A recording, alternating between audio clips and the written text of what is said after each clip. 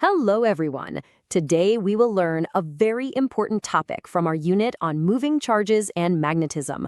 What happens when a charged particle moves through a magnetic field? This idea is crucial for your exams, and I promise to make it so simple that you'll remember it for life. Cello, let's dive into this. First, let's start with a simple question to get you thinking. Imagine a particle flying straight, but as soon as it enters a magnetic field, it suddenly changes its path into a circle or a spiral. Why does this beautiful magnetic dance happen? To understand this, we need to know the one core rule of the magnetic force. It's quite interesting. The crucial point is this. The magnetic force is always perpendicular to the direction the charge is moving. It's a constant sideways push. Let's see how this builds. The charge tries to go straight, the field pushes it sideways. The charge turns a little, and the field pushes it sideways again from its new direction. This constant sideways push brilliantly illustrates how circular motion is created.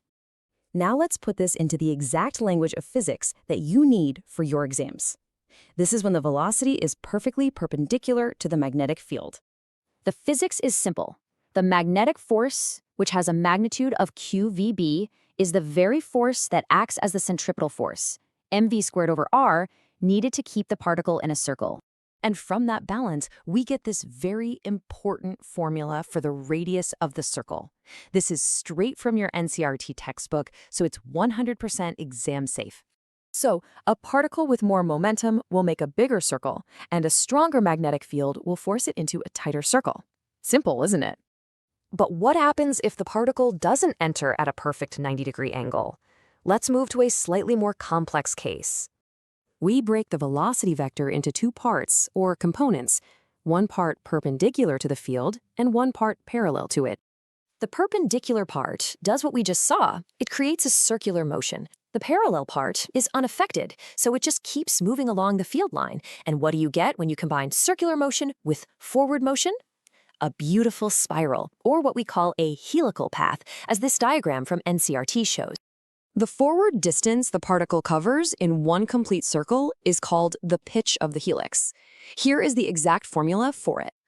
Let's quickly see how to use the formula with some tiny numbers so it feels easy. We just need to substitute the given values into our radius formula. And after the calculation, we get a radius of about 11 centimeters. See? It's just simple maths. Now for a very important section. These are the silent killer mistakes students often make in exams. Let's make sure you don't.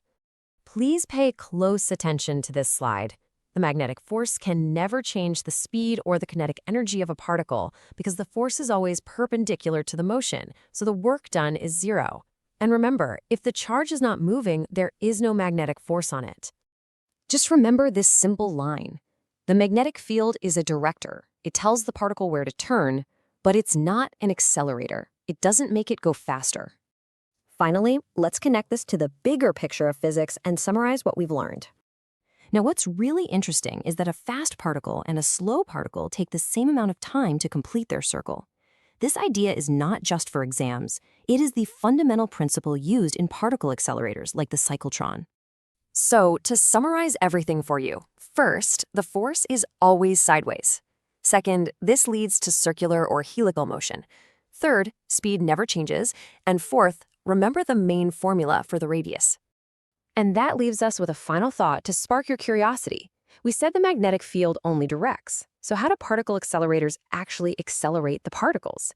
That's a story for another time. I hope today's explainer was helpful.